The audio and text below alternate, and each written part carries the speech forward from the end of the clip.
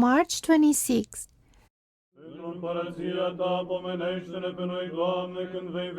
The Holy Archangel Gabriel. Gabriel is the herald of the incarnation of the Son of God. He is one of the 7 archangels who stand before the throne of God. He appeared to Zacharias to announce the birth of the forerunner. Gabriel said to himself, I am Gabriel, that stand in presence of God. Luke 1:19. His name Gabriel means man God. The Holy Fathers, in speaking about the Annunciation, comment that an archangel with such a name was sent to signify who he was and what he would be like, who would be born of all pure one. He would, the God-man, the mighty and powerful God. Some of the fathers understood that this name Gabriel appeared to Joachim and Anna concerning the birth of the Virgin Mary, and that Gabriel instructed Moses in the wilderness to write the book of Genesis. The Holy Father says that Gabriel belongs to the first and greatest order of heavenly powers, that is, the Seraphim, since the Seraphim stand closest to God. He is therefore one of the 7 Seraphim closest to God. The names of the 7 are Michael, Gabriel, Raphael, Uriel, Salathiel, Jegudhiel, and Barachiel. To this number some add Jeremiel. Each one has his own particular service, and all are equal in honor. Why did God not send Michael? Because Michael's service is to suppress the enemies of the faith of God, while Gabriel's is the mission of announcing the salvation of mankind. Hieromartyr Irenaeus of Srem. It is thought that Irenaeus was a Slav. He was married and had children prior to becoming a bishop. During the reign of Maximian, he suffered for Christ.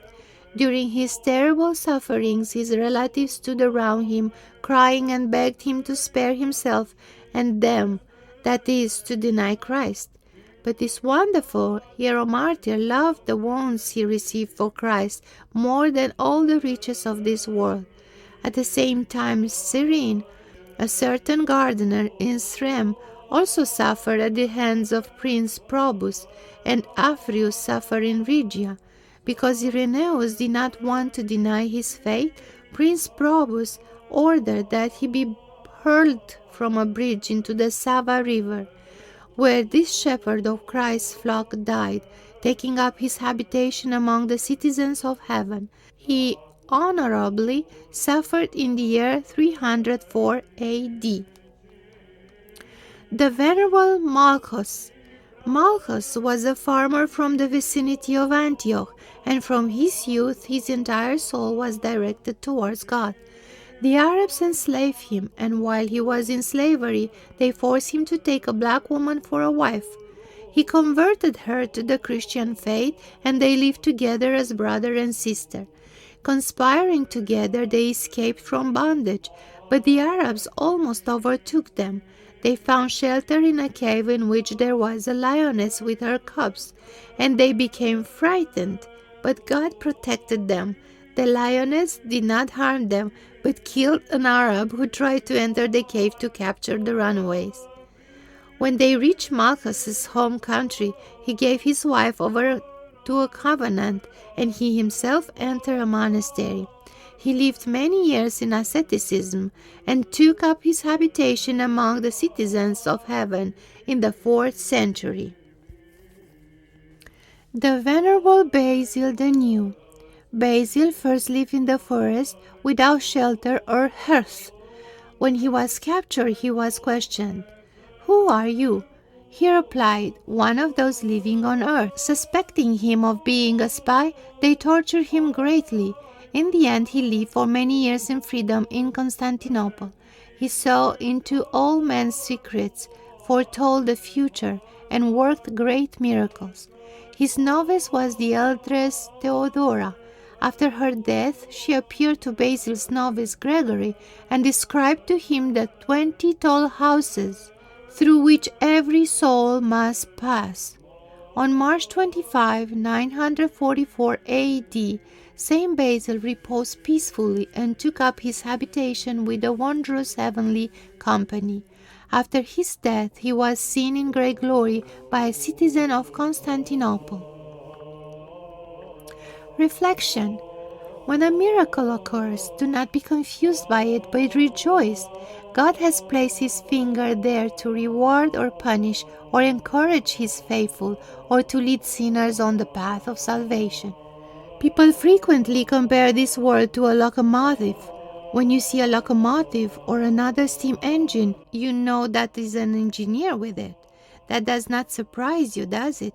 If the engineer puts his head out of the cab, waves his hand, extends the rod, waves a handkerchief, tosses out a letter, or makes some other sign, you know that this does not interfere with the operation of the locomotive and does not damage one rivet in it. Why then do the faithless say that God, with His miracles, interferes with the movement of earthly machines? Why? Because they are dim-witted. The faithful rejoice of God's signs. A child is frightened at locomotive, but rejoices when a man resembling himself appears from it.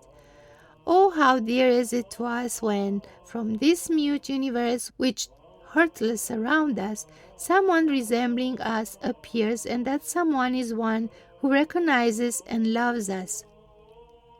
When a miracle occurs, know that he who resembles us greets us and says, "Do not be afraid, I am behind all of this."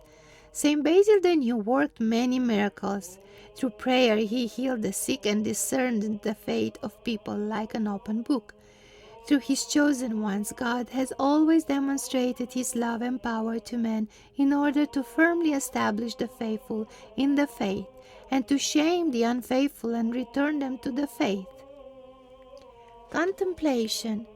Contemplate the Lord Jesus crucified on the cross, how He used the last breath of life and saved the thief on the cross, how He commended His soul into the hands of the Father.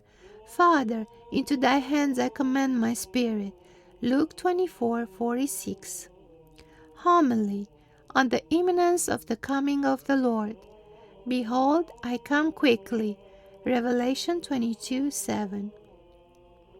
Unbelievers and those who are perishing in spirit will say, "Nearly 2,000 years ago He promised that He would come, and He has not come yet." This is how they love those who will lament in eternal torment. But we who are prepared for happiness in His kingdom know that He will come in power and glory just as He promised. We know that He was already come countless times and showed Himself to His faithful ones. Did He not come to John the divine, to whom He spoke these words, "Behold, I come quickly"? Revelation 3:11. John saw Him in power and glory and felt His hand on him when he was frightened and fell before His feet as dead. "And He laid His right hand upon me." Revelation 1:17.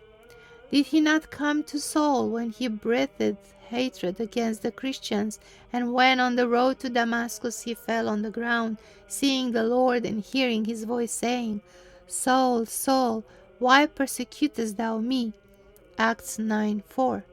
And again, did He not enter into the heart of the Apostle Paul when he recognized that "Nevertheless I live, yet not I, but Christ liveth in me"? Galatians 2:20. Did He not come to the countless martyrs, both male and female, who suffer for His name, to encourage them, to heal them, and to have mercy on them?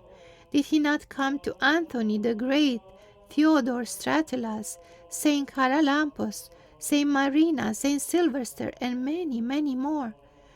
But what are we saying? Did He not return from the kingdom of dead on the third day and appear before the apostles? Did He not come to the aid of the church many, many times? And did He not resurrect her as from the dead whenever her enemies rejoiced, thinking that they had given His church over to death forever? Did He not manifest His power in the church in the time of Nero, as well as in the time of Constantine, and in the time of Julian, as well as in the time of Justinian, in the time of Arab tyranny, as well as in the time of the Turkish and Mongolian oppression of Christians. O my faithful brethren, do not submit to deception. He came countless times and comes even today. He comes to every soul that is accessible, regardless of impurity. However, we are all waiting for him to come for the last time in power and glory. We know that his coming is certain. O Lord, most gracious, before thou comest, make us worthy to recognize thy face and to be ashamed of our own faces darkened by sin. To thee be glory and praise forever. Amen.